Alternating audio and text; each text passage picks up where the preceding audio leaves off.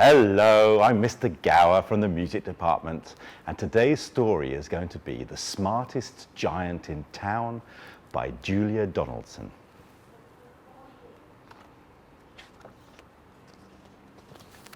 George was a giant, the scruffiest giant in town. He always wore the same pair of old brown sandals and the same old patched up gown.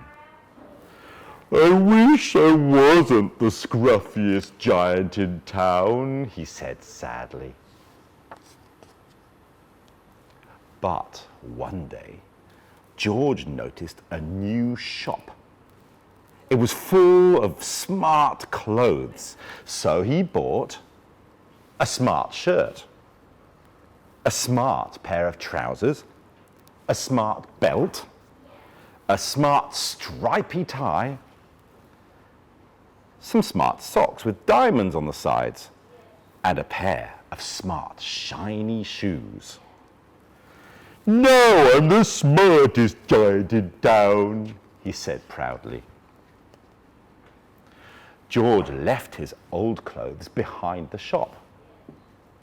He was about to go home when he heard a sound. On the pavement stood a giraffe who was sniffing sadly. "What's the matter?" asked George. "It's my neck," said the giraffe.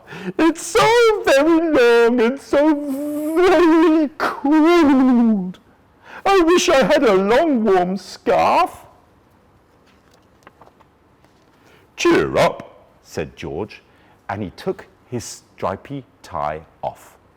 "It didn't match my socks anyway," he said, as he wound it round and round the giraffe's neck. He made a wonderful scarf. "Thank you," said the giraffe. As George strode towards home, he sang to himself, "My tie is a scarf for a cold giraffe, but look me up and down, I'm the smartest giant in town." George came to a river. On a boat stood a goat who was bleating loudly. "What's the matter?" asked George. "It's my sail," said the goat. "It blew away in a storm. I wish I had a strong new sail for my boat." "Cheer up," said George, and he took off his new white shirt. "It kept coming untucked anyway," he said, as he tied it to the mast of the goat's boat. It made a magnificent sail. "Thank you," said the goat. George strode on singing to himself. "My tie is a scarf for a cold giraffe. My shirt's on a boat as a sail for a goat. But look me up and down, I'm the smartest giant in town." George came to a tiny ruined house. Beside the house stood a white mouse with lots of baby mice. They were all squeaking. "What's the matter?" asked George. "It's our house," squeaked the mother mouse. "It burned down and now we have nowhere to live. I wish we had a nice new house." "Cheer up," said George, and he took off one of his shiny shoes.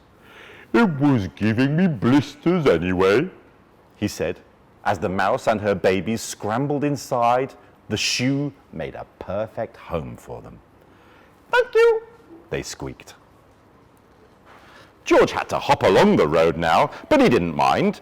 As he hopped, he sang to himself, "My tie is a scarf for a cold giraffe. My shirt's on a boat as a sail for a goat. My shoe is a house for a little white mouse. But look me up and down, I'm the smartest giant in town." George came to a campsite. Beside a tent stood a fox who was crying. "What's the matter?" asked George. "It's my sleeping bag," said the fox. "I dropped it in a puddle. I wish I had a warm, dry sleeping bag." "Cheer up," said George, and he took off one of his socks with diamonds up the sides. "It was tickling my toes anyway," he said. As the fox snuggled into it, it made a very fine sleeping bag. "Thank you," said the fox. George hopped on, singing to himself. "My tie is a scarf for a cold giraffe. My shirt's on a boat as a sail for a goat. My shoe is a house for a little white mouse. One of my socks is a bed for a fox. But look me up and down, I'm the smartest giant in town." George came to a squelchy bog. Beside the bog stood a dog who was howling. "What's the matter?" asked George. "It's this bog," said the dog. "I need to get across, but I keep getting stuck in the mud. I wish there was a safe dry patch." "Cheer up," said George, and he took off his smart new belt. "It was squashing my tummy anyway," he said. As he laid it down over the bag, it made an excellent path. "Thank you," said the dog. The wind started to blow, but George didn't mind. He hopped on, singing to himself. "My tie is a scarf for a cold giraffe. My shirt's on a boat as a sail for a goat. My shoe is a house for a little white mouse. One of my socks is a bed for a fox. My belt helped a dog who was crossing a bog. But my trousers are falling down. I'm the coldest giant in town." Suddenly George felt very sad and shivery and not at all smart. He stood on one foot and thought, "I'll have to go back to the shop and buy some more clothes," he decided. He turned around and hopped all the way back to the shop.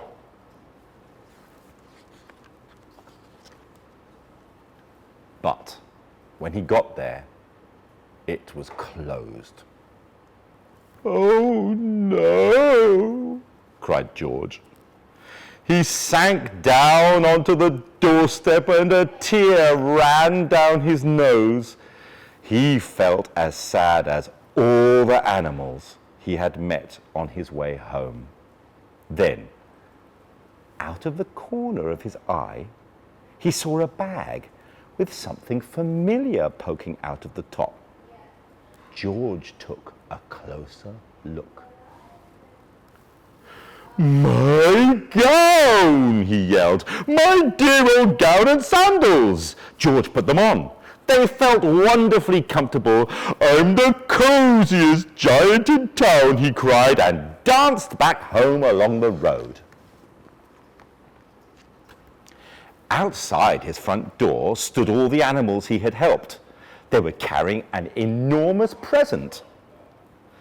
"Come on, George," they said. "Open it." George untied the ribbon. Inside was a beautiful gold paper crown and a card. "Look inside the card, George," said the animals. George put the crown on his head and opened the card. "Your tie is a scarf for a cold giraffe. Your shirt is a boat as a sail for a goat. Your shoe is a house for a little white mouse. One of your socks is a bed for a fox. Your belt helped a dog who was crossing the bog. So here is a very fine crown to go with the sandals and gown of the kindest giant in town. The end. Thank you for listening to this story.